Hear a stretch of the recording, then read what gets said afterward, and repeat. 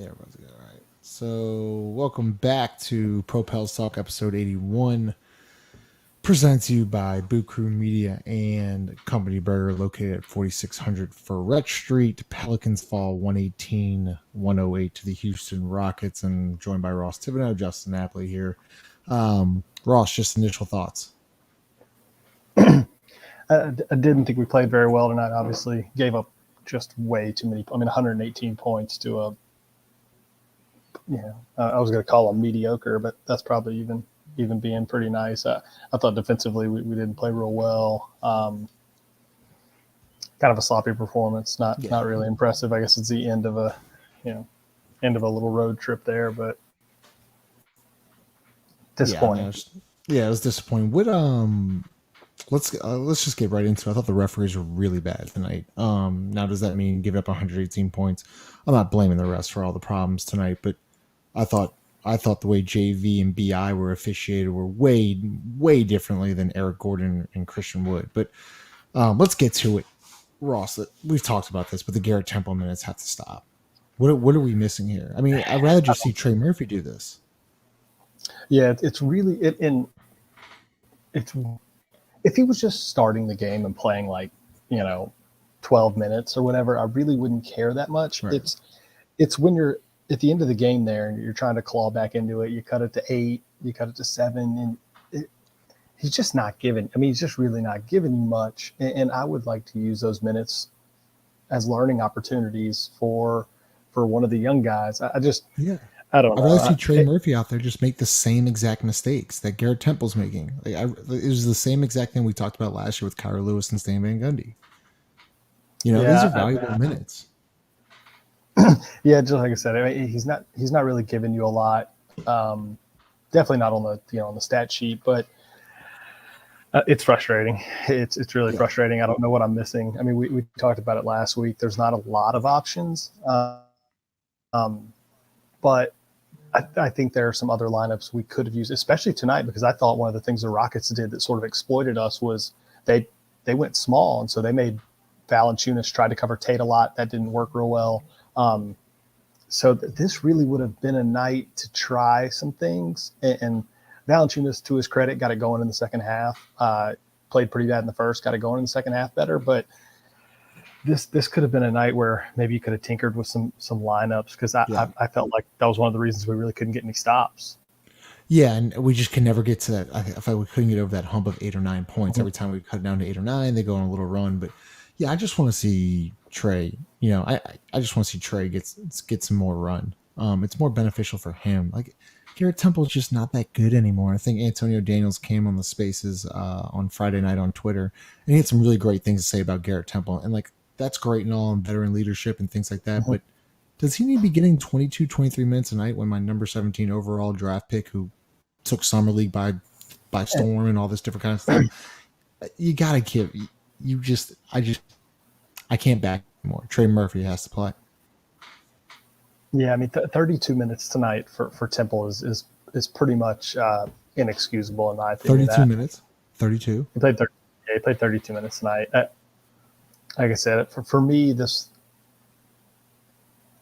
he's playing too much. There are other guys that I'd like to see out there. 32. I mean, I'm not going to – there's no point to continue sort of belaboring the point, but yeah, I won't say we got out-coached tonight, because that's probably a little unfair, but I felt like Houston exploited a couple of our weaknesses tonight, and we didn't necessarily make any change. So yeah, we went to zone a couple times. It just got destroyed. It was just, I don't know. We gave up a lot of performance. I think they shot 45% from 3. I felt like we gave up some easy ones, some really open looks. Yeah. And look, to their credit, they knocked them down. But it wasn't a great defensive performance for us. And like I said, I think this is something I'm curious to watch the next handful of games, because I think you might see a lot more teams go small against us. Yeah, that's interesting. Brandon Ingram last 4 games, 27, 29, 24, and 40 tonight. He looks healthy. I think he's back. Yeah, he's playing at all-star level. Go ahead. Yeah. No, I'm glad you said that, and I was hesitant to bring this up because he played so well tonight, but he had that sequence there with about 3 minutes left. It just made me want to throw the TV on the ground where he had just come down. He had hit the fadeaway, I think, right before that. Then they come down. We Yeah. have a great defensive possession, and whoever I don't even remember who it was. Somebody's taking a fadeaway up on the baseline, a shot that is Oh just has no yeah. chance to go in. Hits I him mean, on the elbow. thousand. He hits him on the elbow, then he comes down, and then he misses the front end, or he misses the two free throws, and that to me felt like the end of the game. Yeah, that was. But like, we're not even close in that situation without Brandon No, Ingram. So he played he great. was great tonight. But he was just awesome. He's been great the Yeah, past week or so. But you were talking about not necessarily bad decisions, but bad plays. One guy it's becoming tough to watch is Nikhil Alexander Walker, and I'm trying to but like that first half, he's making some really, really bad decisions. And I'm talking about decisions like 3-on-1, 3-on-2. Like he can't make the right play. He tries to be so flashy. I think there's one play, might have been first or second quarter, late first, early second. He's driving and he's got Trey Murphy wide open in the strong side corner, and he tries to do this like ridiculous up and under layup, and it gets blocked. And it's just like, dude, this isn't AAU basketball anymore. Like you got to cut this shit out. yeah, and I hate to keep harping on the fourth quarter because I think we played probably a hair better in the second half, or at least offensively, it felt like we played a little better. But basically, right before the BI play I just talked about, Houston tried to let you back into that game. Yeah. We went on a 14-3 run right there, and then they come down. Eric Gordon gives it to whoever. The Rockets have so many no names on their roster right now. That's what's frustrating about losing to them. But the guy dribbles it off his foot. Temple dives down, gets it, kicks it ahead to Naw, and Yep. It's 2-on-1, instead of just right? going I think it was a 2-on-2, but at that point I think it was 7. It's 2-on-2, but Devontae Graham's in the left corner. It's like either just fucking get off it and go to the corner. Yeah, either pull it back out and let's just get a good look, or go into Eric Gordon's chest. Instead, he's kind of just a finesse. He spins off, he throws something up off the glass and has no chance. And it just that play, the BI foul, and then missing the front end of those free throws. It's just we had a chance. We really had a chance on a night that I didn't think we played very well, especially defensively. You had a chance there at the end. I didn't think Naw played very well today, but a guy we talked about last week that has continued to play really well, Hernan Gomez, played great again tonight. Yeah, he's increased at a franchise record 7 offensive rebounds in the first quarter. But Ross, here we go from Reggie. Does Willie see Temple's a better defender player than Trey? Yeah, he must get more minutes. He must. I agree. Yeah. That's got to be the only reason. And look, to be fair, he is a better. It's not that whether he sees him as that way or we see him. Like Temple is a better player, is a better defensive player right now, especially within the scheme than Trey Murphy is. Right. I mean, he's been in the league for a million years. Like he understands what's going on, and that's why he's out there. Like that's fair. My argument is not whether Garrett Temple is hurting us or helping us more than, let's say, Trey Murphy or someone else would. It's the fact that we're not really winning these games, and Temple isn't going to be the reason we win or lose most of them anyway. Right. So let's get those guys the minutes and let's let them learn. That's sort of my beef with the whole thing. It's not you're still losing. It's the same conversation as last year. Exactly. Just let the rookies get some runs. So exactly. It's not on the same page with that. Yeah, it's not so much an indictment against Garrett Temple. It's more of the fact that we don't necessarily need a 35-year-old guy out there when we're losing games with him in there. Right. So let's just let the 20-year-old play and figure it out. Yeah. Back to Reggie. Nas make better decisions, especially coming off the bench. Yeah. To that point, Ross, is that with Nah, he's picked 17th overall. So I think we have some high expectations, like way too much of expectations, right? And so the one thing we had talked about since he got in the league was decision making and shot making. And he hasn't necessarily gotten really better at both. Like you see night in and night out, he makes a bad decision. I mean, and listen, no one's perfect, but it's a consistency that I see with him, that it's either a bad shot, bad pass, or bad decision making. It's just he's not getting much better. But listen, but then Ross, Nas shows great flashes where he hits 3 in a row from deep, and he keeps you in the game, and he's long, and he's making deflections, stuff like that. So I think one of the guys tweeted at us it's just a roller coaster with Nah. But I just would like to see a little more consistency from him from decision making. That's it. Just simple decision, just making the simple play. He wants to make the flashy play. Yeah, I'd love to find him I mean, I don't know how to do this from a from a practical perspective, but I just would like to see him just a lot more. If we could get him into opportunities where it's like one decision, it's uh, one decision, right? Flash into the elbow. It's either a shot or it's a hard drive. I don't love him with the ball at the top of the key. I think bad things happen when we're running the offense through Nikhil Alexander. Yeah, he just I likes to feel like dribble a lot. he likes to pound it a little bit. He finds himself shooting some awkward layups.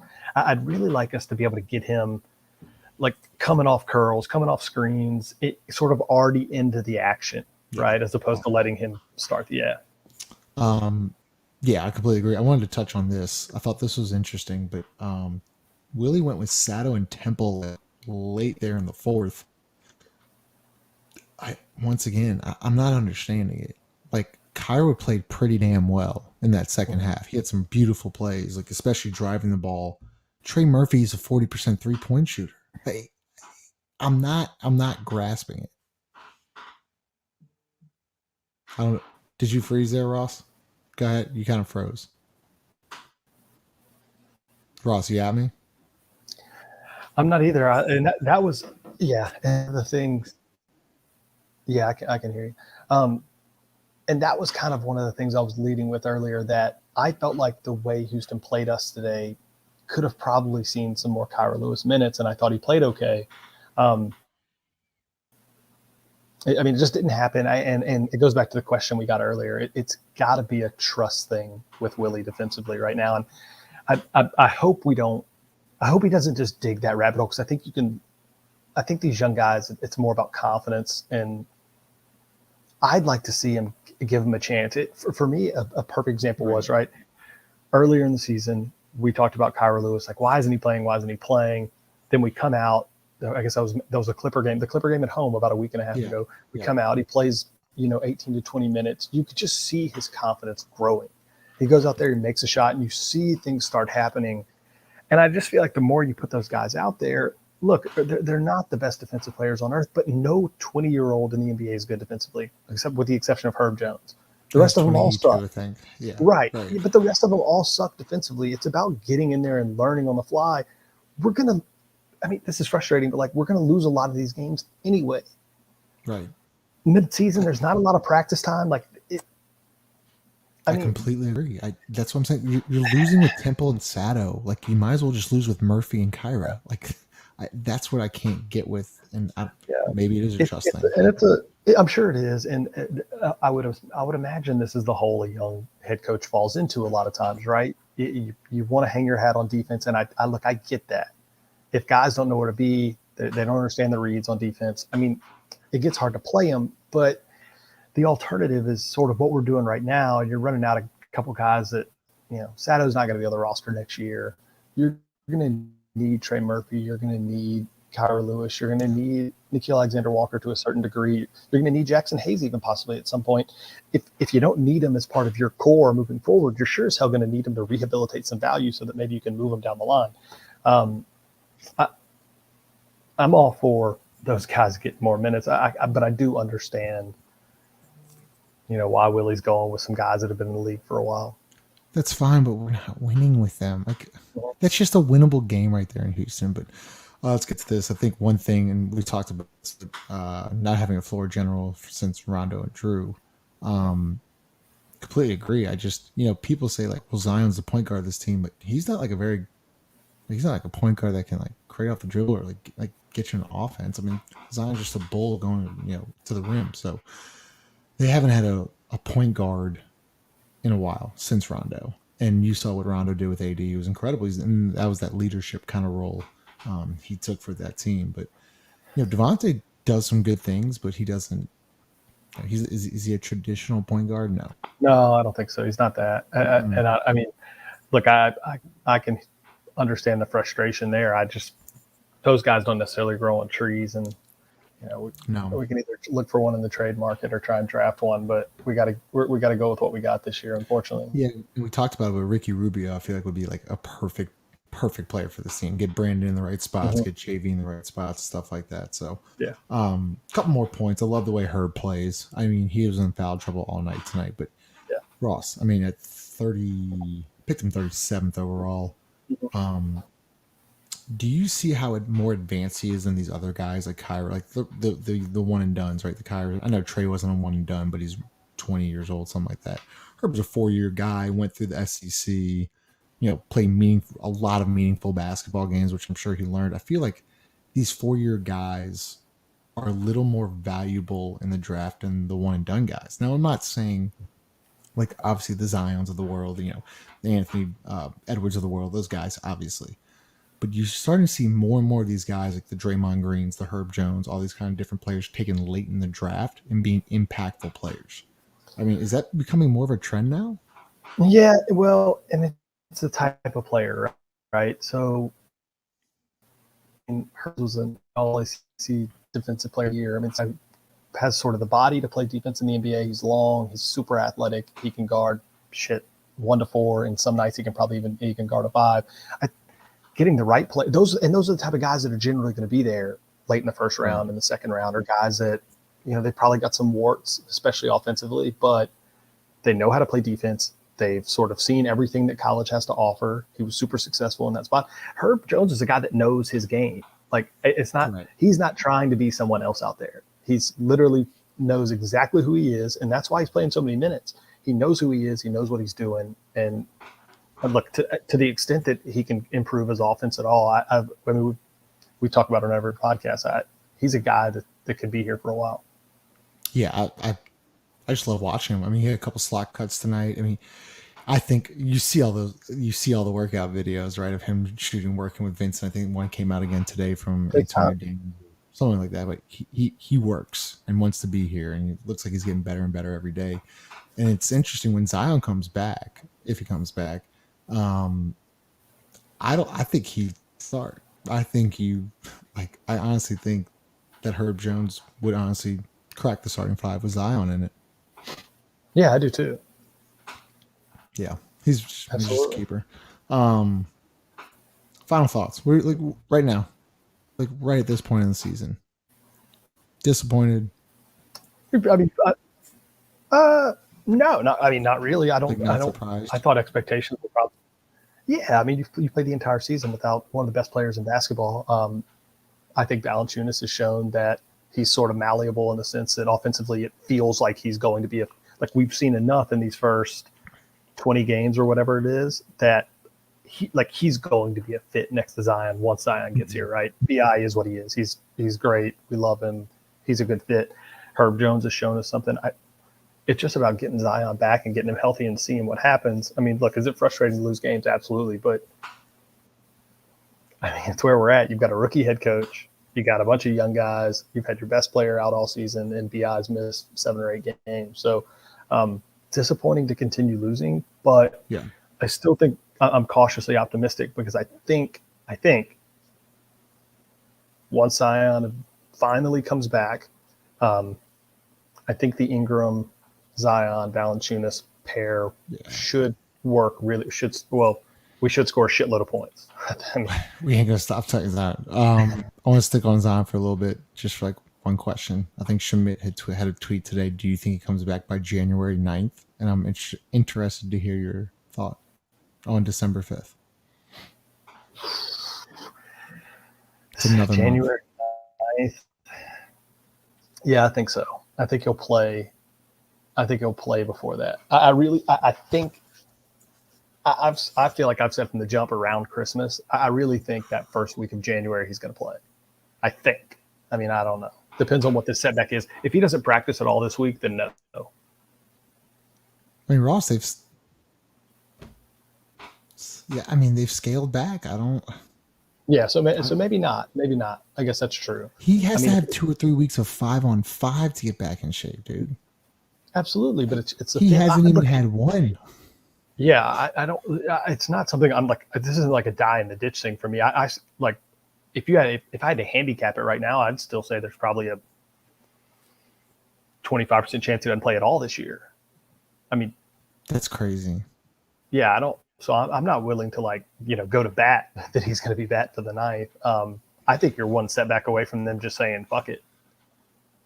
Like we got to get this guy healthy. He's out for the year. So don't I'm not, like I said, I'm not willing If to put this that in stone or anything, but if Zion doesn't play one game this year, is David Griffin fired, or is David Griffin automatically fired? I Is he think that he's guy? fired if he does play. Do you think Yeah, he's gone? I don't see how David Griffin gets the next year. I really don't. Maybe he does. Maybe he does. I don't know. But I don't. I mean, We'll see. I mean, I don't. do you think? Yeah, it's gonna be tough. So Pelicans fall 118-108 to the Houston Rockets. They finally get 2 days off. They play Wednesday at home against Denver.